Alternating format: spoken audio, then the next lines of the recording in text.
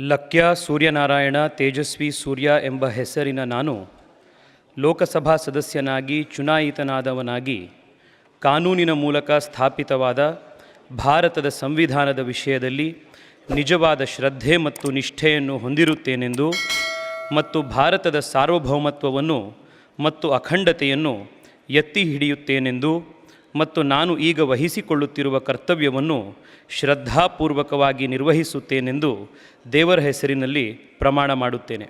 Bharat ಮಾತಾ ಕಿ ಜೈ.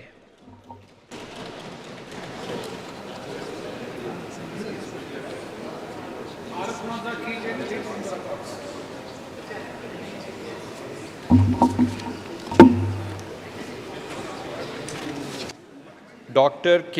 Sudhakar.